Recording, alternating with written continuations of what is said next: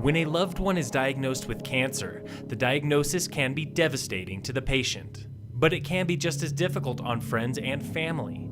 It turns hospitals into second homes, and homes into an extension of the treatment and pain that comes with a debilitating illness. Domus Pacis Respite in Frisco offers relief for every last person affected by cancer. The nonprofit celebrates a decade of outreach and support this year. Founder Marylouise White-Petteruti and her husband, Vince, have served more than 700 families in that time, reaching a total of 4,500 people in need. But Domus Pacis is more than a respite home. Marylouise, aka Duck, also enjoys community events, like a brand new Battle of the Bands to raise funds for respite families. Krystal 93 talked with her before the debut battle on March 24th to learn more about Domus Pacis and why tying your cause to an event is exhausting and rewarding. Phil Lindeman, Krystal 93 News Director. I'm in the studio today with Marylouise White-Petteruti, aka Duck, and she is founder and program director at Domus Pacis in Frisco. Duck, thanks for coming in today. Thank you for having me. Absolutely. It's great to have you, and we've got a big event coming up that you guys are involved with, Battle of the Bands, happening this Saturday at Riverwalk Center. First ever time doing this. Pretty cool event. Where'd the idea come from? Well, the idea was actually that of my husband, Vince. He's our kind of event guy. He does this all volunteer, and he's passionate about events, especially anything that deals with music.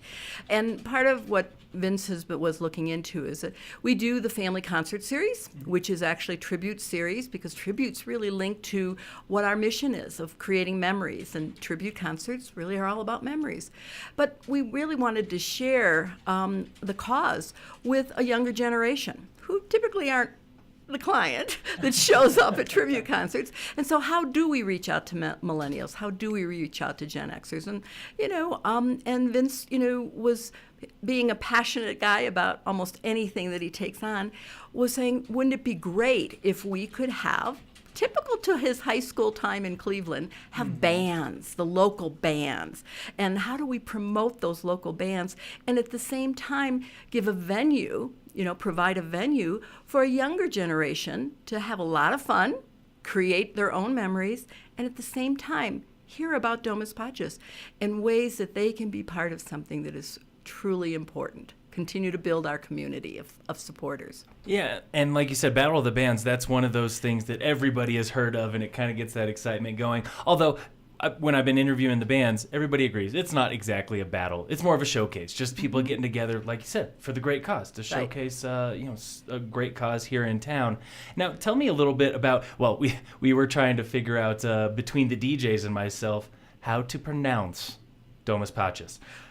Explain how to sound it out. Domus Pacis is Latin for house of peace, and the thing to remember is always think about softness.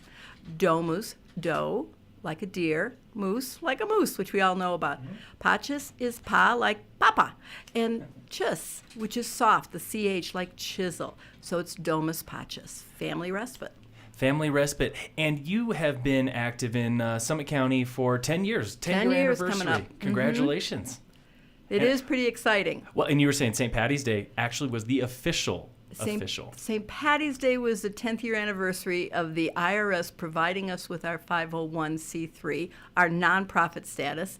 It was a very interesting discussion, conversation, push and pull kind of thing for us, because there wasn't quite an understanding that of the great need for anyone, and this I'm going to get into a little bit about our purpose, for anyone whose family is going through cancer. It's a long and arduous journey, as you would probably all know, if you know of anybody with cancer. And our idea was to bring people to the mountains, to experience the peace that we experience every day, to feel the beauty, to actually be pulled away from the confines of a hospital, of a treatment center, of a home that has kind of become, that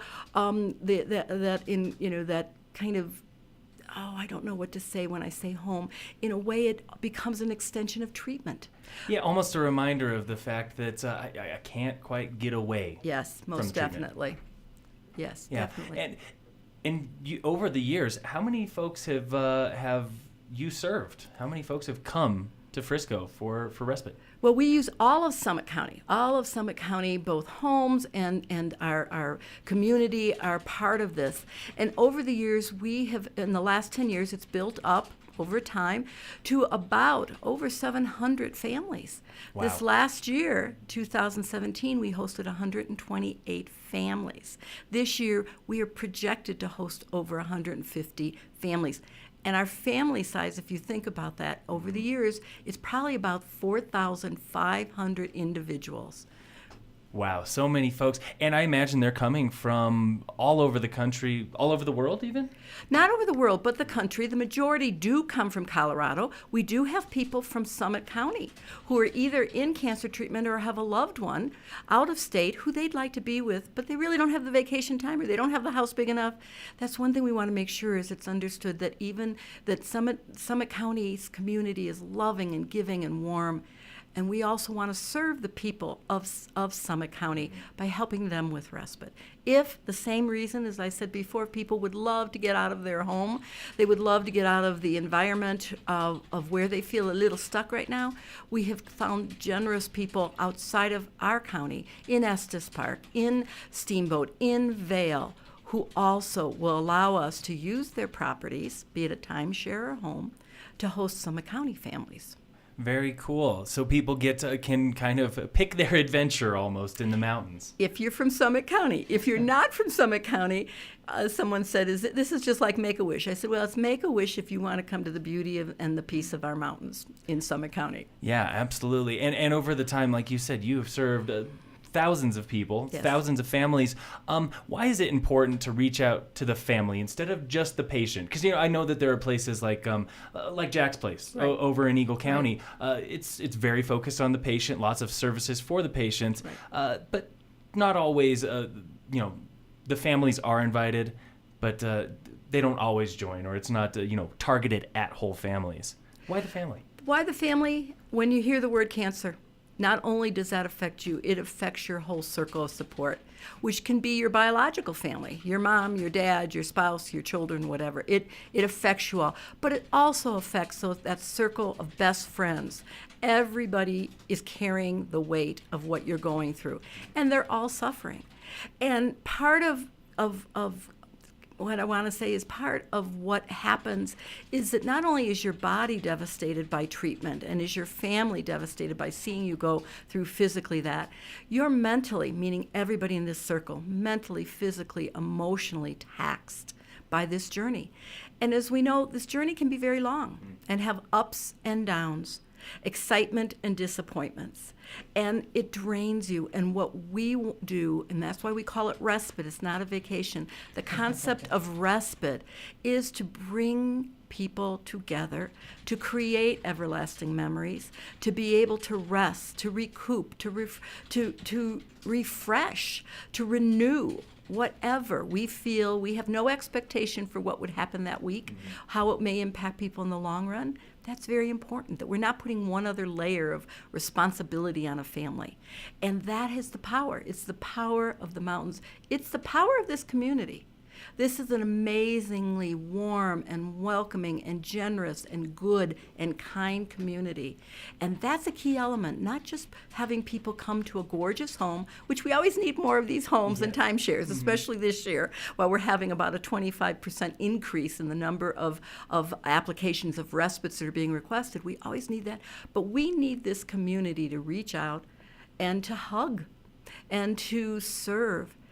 And what we found, and I know right now I might be sounding like I'm preaching, but what we have found is so powerful is not only the impact that a respite stay has on a family, the impact it has on the people who have chosen to serve. And we find, quite honestly, that people want to be asked to serve. And we are telling everyone in this community, especially our young people I'm young because I'm a baby boomer, the young people who are coming to the concert on Saturday night, that you tell us what is your talent. Tell us what's your time. Tell us your ideas. Let's see how we can help you. Take somebody mountain biking. Ski with a family that's up here. That would really help. It'd take a little pressure off mom and dad if somebody else is doing the pizza down the the slope. Yeah, lots of ways. Yeah, like you said, it's a warm community to come into. Lots of activities, lots of opportunity for people to maybe do something a little different. Get that respite. Get Most that rest, definitely. relaxation you were talking about. How can locals get involved? On a day-to-day basis, or even volunteering. Volunteering on a day-to-day. One of the things that because of my background, I feel that the best way to help and heal is feed people. That's my German background. Okay, we do something called Food for Family Fridays on the second Friday of every month at the community center in Frisco, where 20 plus people will get together and make a bunch of entrees and desserts. Great fun. Midday. So for those of us who are working and can't get away, there's ways that you can reach out to a family to maybe take a meal to them. You can see that, a calendar of need is always on our website. In addition, I need help with communications, with me, understanding how to use social media, graphics design, messaging. So not just the tactic of where do you place something on social media, but what are the salient points that would really resonate? And this is particularly true when we talk about the Battle of the Bands. That's one of the things we hope to find out. What is the messaging for a millennial, for a Gen Xer? We understand that there is great goodness in this world. As one of our families said, Summit County represented the humanity at its stellar best.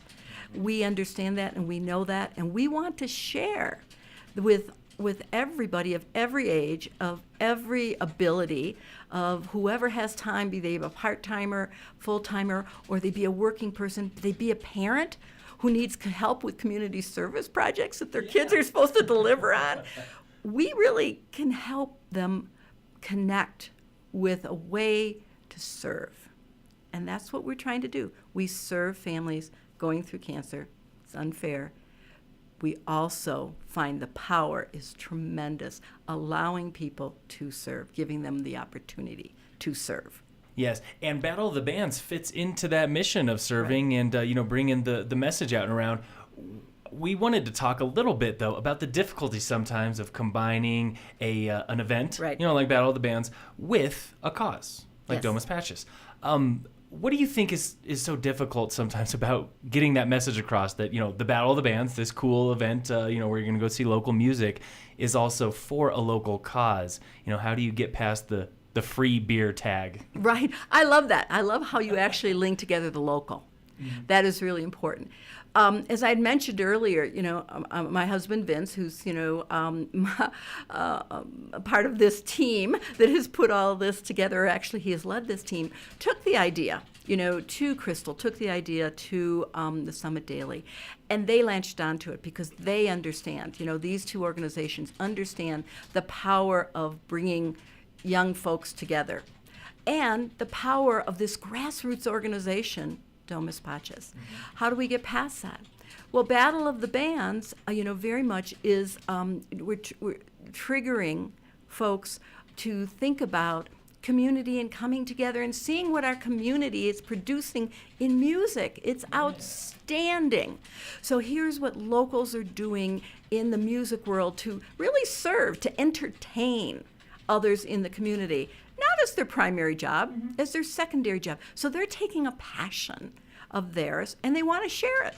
That's an important thing to be known.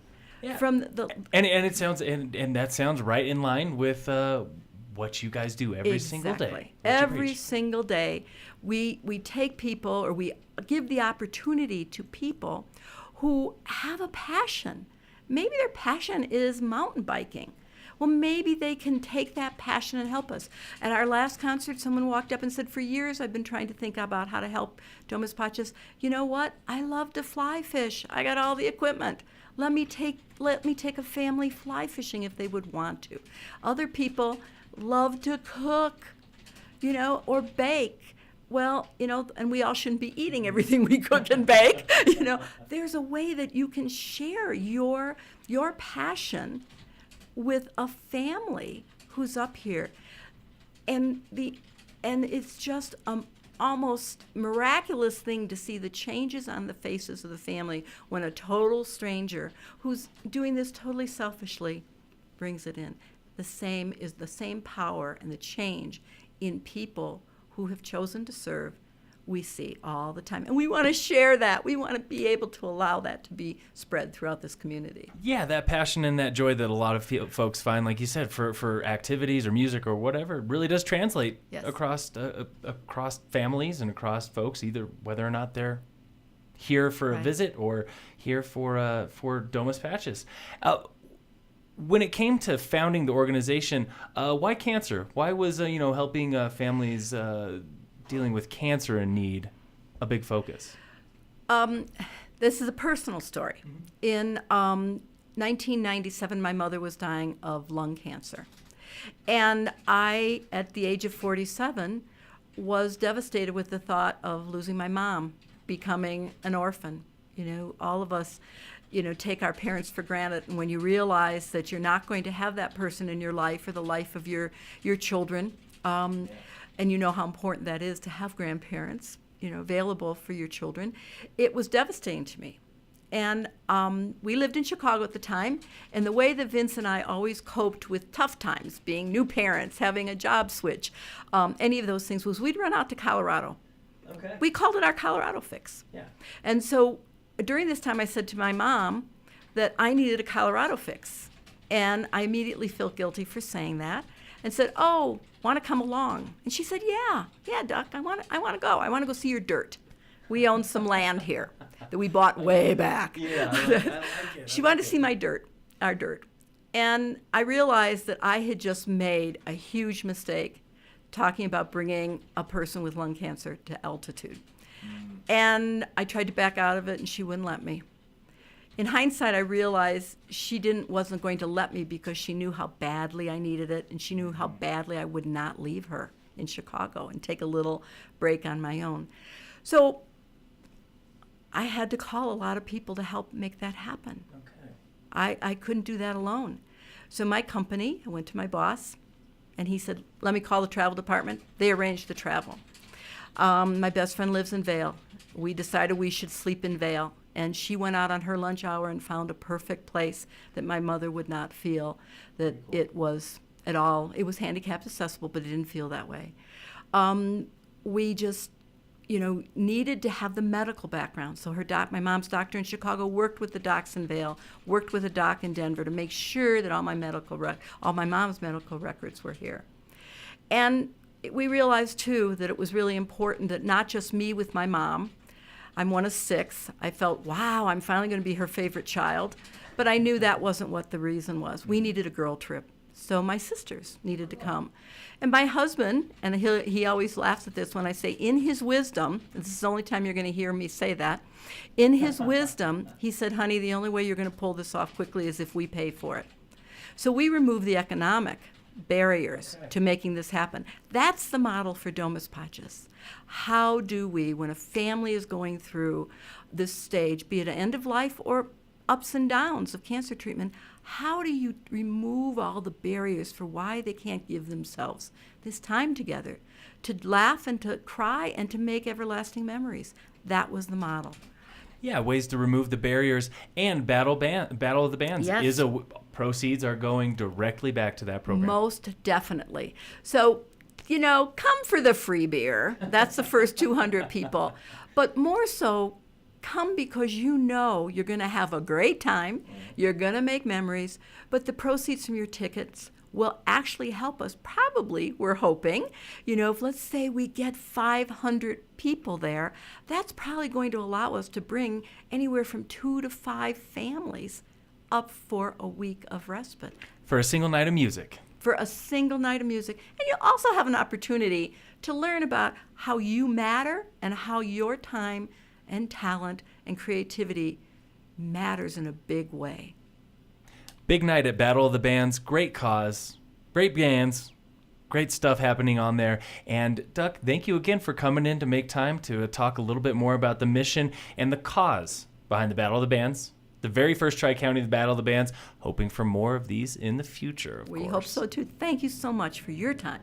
Absolutely. Duck with Domus Pacis talking about Battle of the Bands coming up March 24th at the Riverwalk Center in Breckenridge. Phil Lindemann on Krystal 93.